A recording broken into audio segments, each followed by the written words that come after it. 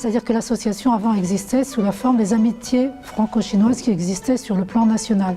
C'était un truc général, il y en avait un peu dans toutes les villes. Et puis, quand il y a eu le jumelage, donc depuis 1984, c'est l'association France-Chine de la Loire.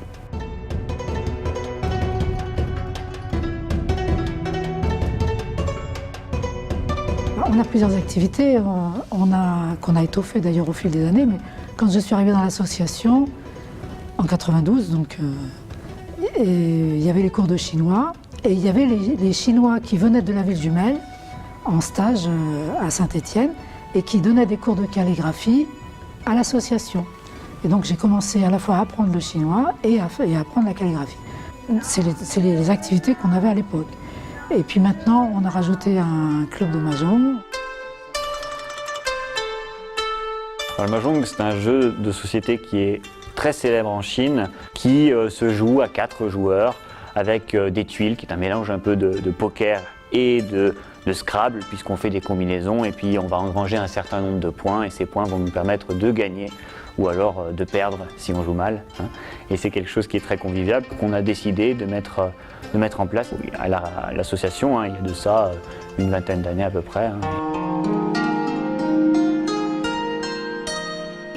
Il y a de plus en plus de gens qui viennent apprendre le chinois et de plus en plus de jeunes parce que depuis grosso modo une vingtaine d'années, la Chine s'est ouverte au monde. C'est ouverte au monde culturel, on voit des films chinois, au monde économique. Et donc les gens sont un petit peu intrigués, ils ont une première envie de savoir qu'est-ce que c'est que ce pays. Et ceux qui viennent au cours de chinois, c'est quand ils se rendent compte qu'il n'y a pas d'alphabet, que c'est une langue qui se parle, qui se lit, qui s'écrit, mais il n'y a pas de lettres, il n'y a pas d'alphabet, comment faire?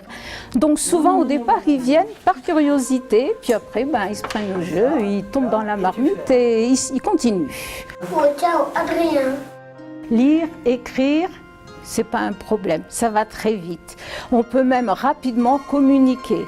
Par contre, le point le plus difficile, c'est que le chinois c'est une langue à ton. La façon de dire le mot lui donne un sens. C'est quoi Noir.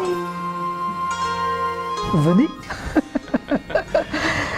C'est-à-dire, ne serait-ce que venir nous voir, on a tous les mardis, on a une permanence de 18h à 19h30 plus exactement, en salle 27.